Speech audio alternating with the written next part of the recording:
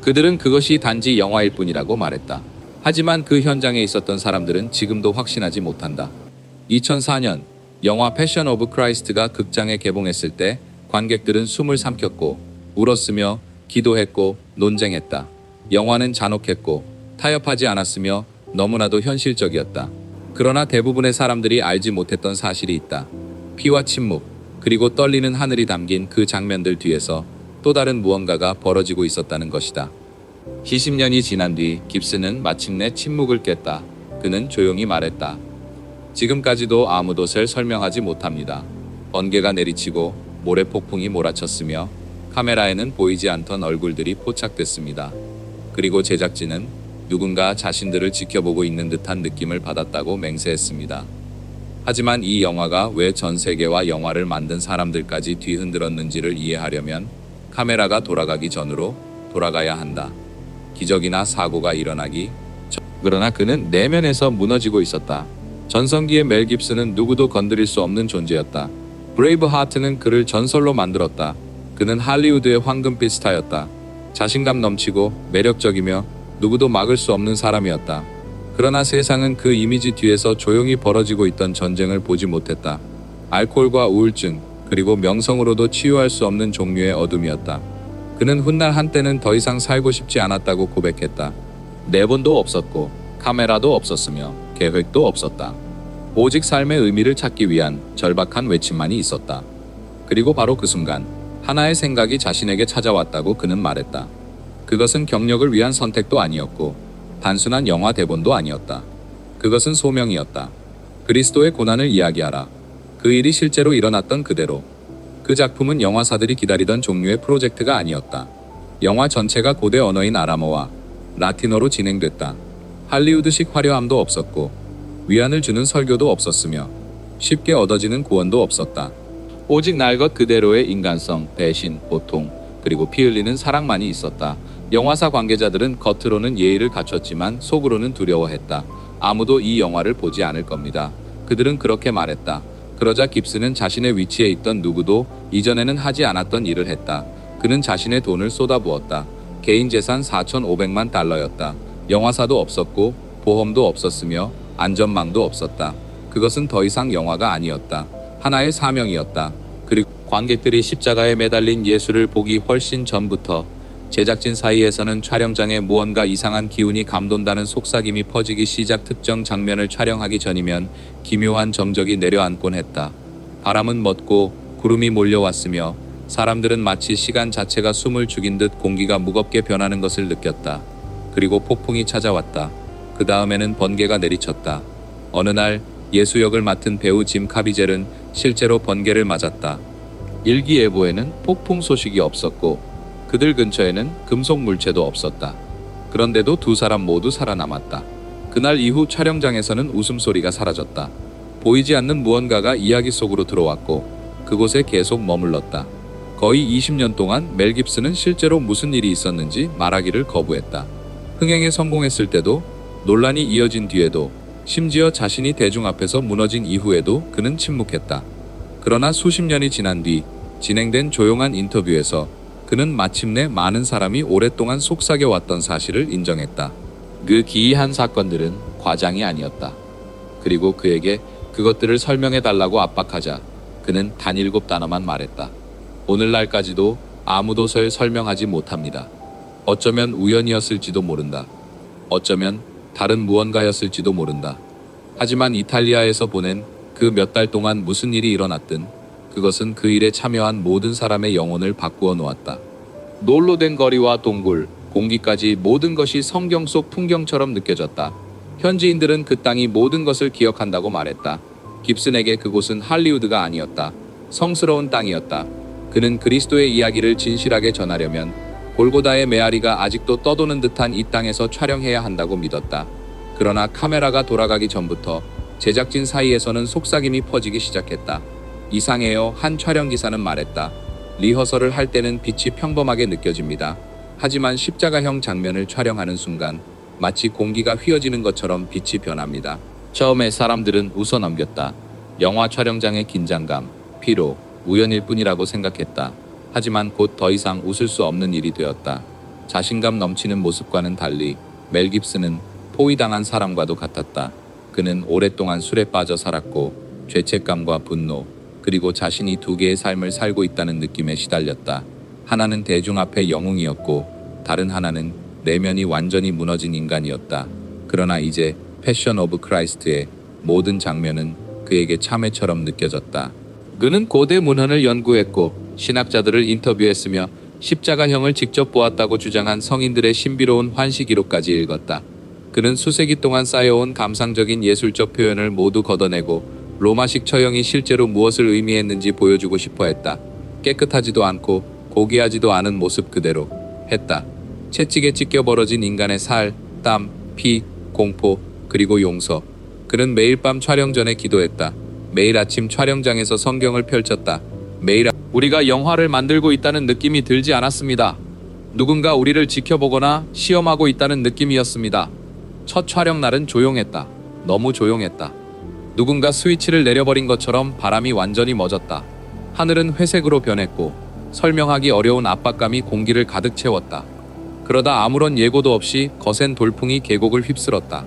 천막이 찢겨 나갔고 장비들이 사방으로 흩어졌다. 어떤 기상학자도 설명하지 못했다. 그리고 번개가 내리쳤다.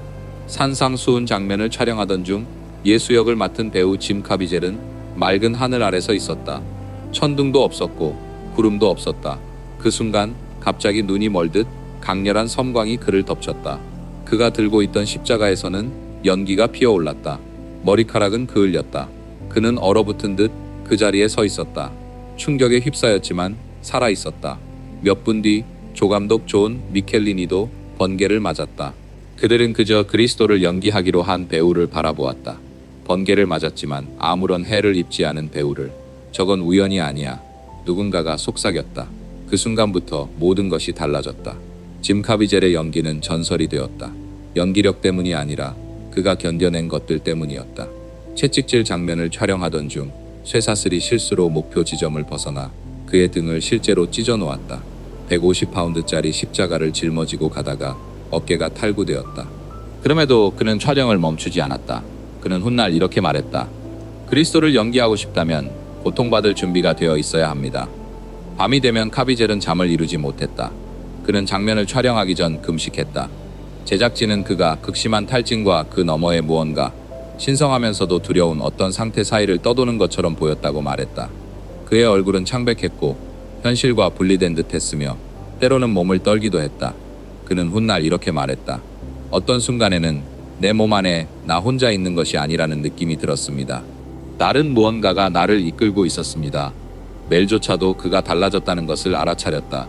걷는 방식도 말하는 방식도 변하기 시작했다. 그는 더 이상 연출하고 있는 것이 아니었다. 고백하고 있었다. 그리고 이야기가 전개될수록 촬영장은 영화가 묘사하고 있는 고통을 그대로 반영하기 시작했다. 마테라의 언덕은 그들의 교회이자 전쟁터가 되었다. 십자가형 장면이 시작될 때마다 똑같은 일들이 벌어졌다. 바람. 또 다른 제작진은 촬영 도중 일을 그만두며 이렇게 말했다. 더 이상 이곳에 있을 수 없습니다. 저주받은 곳처럼 느껴집니다. 하지만 다른 사람들은 그것이 저주가 아니라고 말했다. 그것은 대결이었다. 빛과 어둠의 대결. 회의적이었던 사람들조차 촬영 전에 기도하기 시작했다. 몇몇은 카메라가 돌아가는 순간 무언가가 자신의 뒤를 지나가는 것을 느꼈다고 말했다. 한기, 진동, 어떤 존재감이었다. 어느 날 촬영본을 확인하던 촬영 감독은 특정 장면의 그림자 속에서 희미한 얼굴들을 발견했다. 그 뒤로 누구도 그 일에 대해 다시 말하지 않았다. 깁슨에게 그 어떤 것도 우연이 아니었다. 그는 제작진에게 말했다. 우리는 단순히 이야기를 전하고 있는 것이 아닙니다. 그 이야기 속으로 직접 들어가고 있는 것입니다.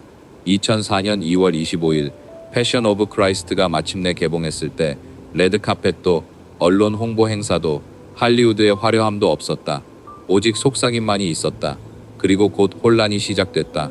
극장 밖에는 긴 줄이 늘어섰다. 이 영화는 당시 역사상 가장 높은 수익을 올린 청소년 관람 불가 영화가 되었다. 하지만 성공에는 대가가 따랐다. 비평가들은 이 영화가 폭력적이고 감정을 조종하며 심지어 위험하다고 비난했다. 일부는 반유대주의적이라고 주장했다. 심야 토크쇼 진행자들은 영화를 조롱했다. 한 신문의 제목은 이렇게 적혀 있었다.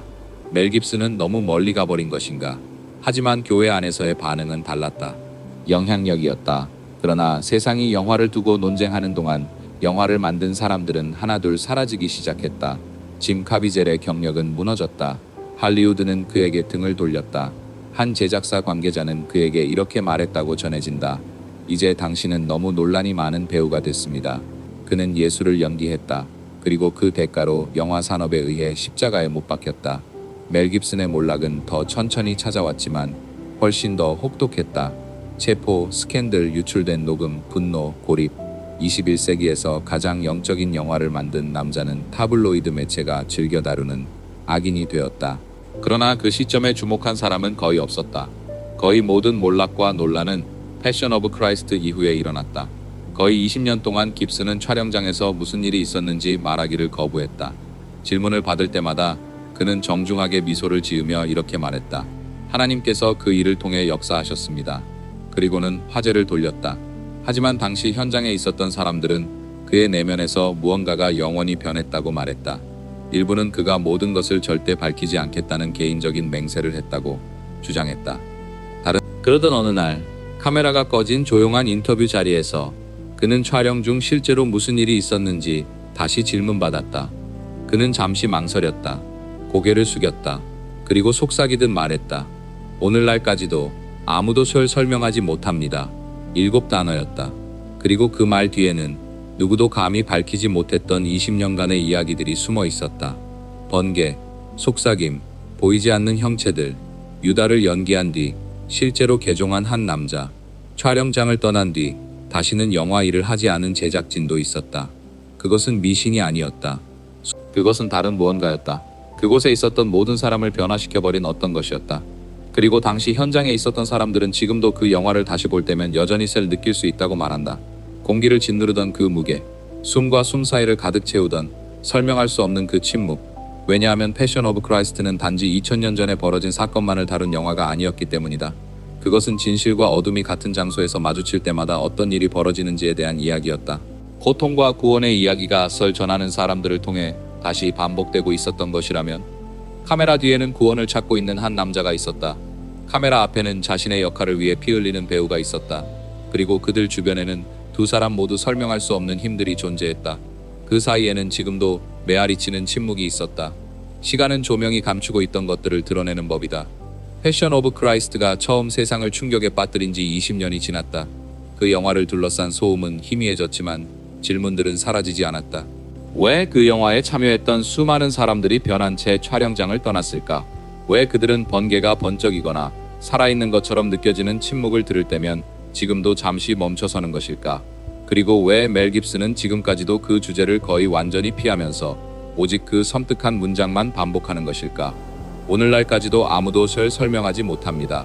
어쩌면 그것은 애초에 설명되어서는 안 되는 것인지도 모른다.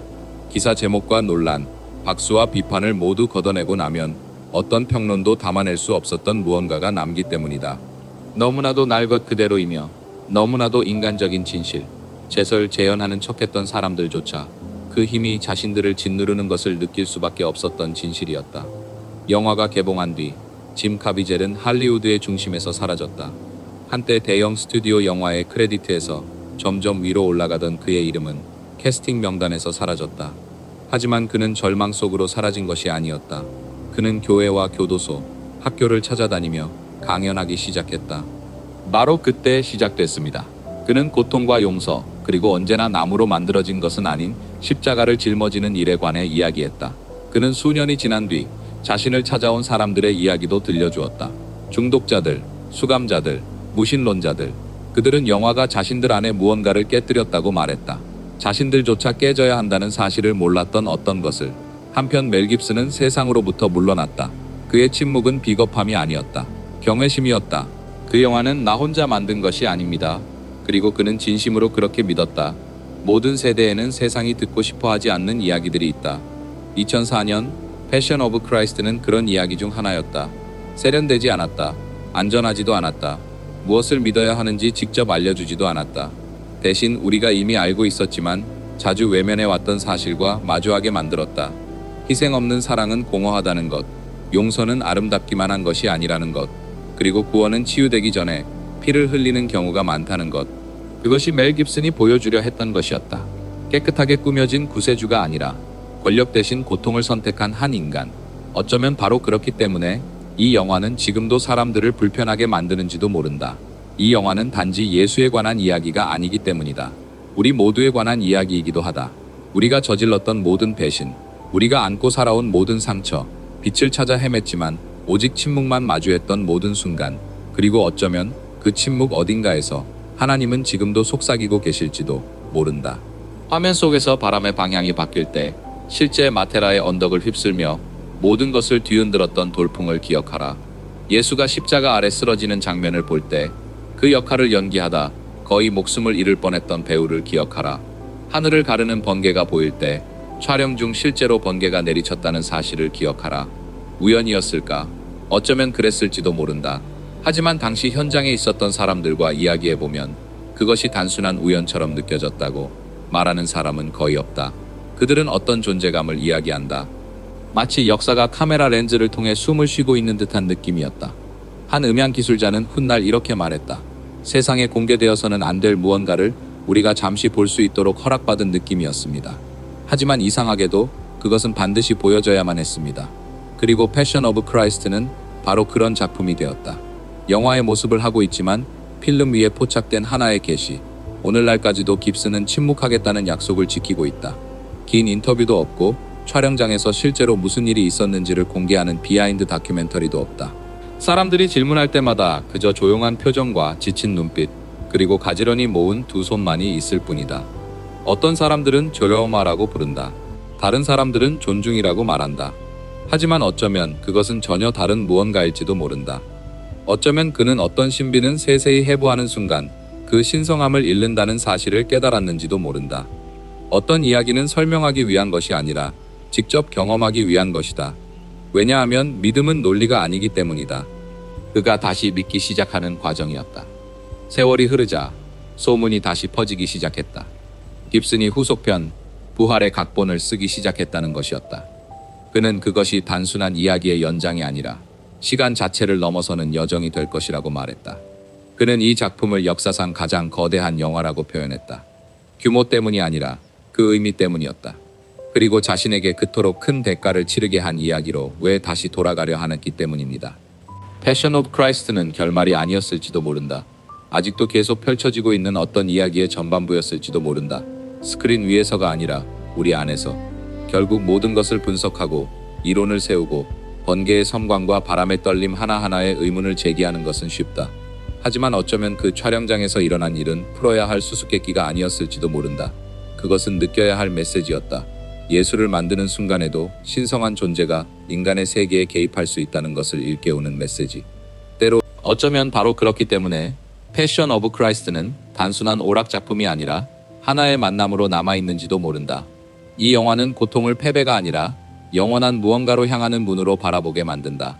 그러니 언젠가 이 영화를 다시 보게 된다면 그 고요함을 바라보라. 장면과 장면 사이에 흐르는 숨소리에 귀를 기울여라. 어쩌면, 정말 어쩌면 그 영화를 따라다녔던 그 존재는 지금도 모든 화면 속에 머물며 기다리고 있을지도 모른다.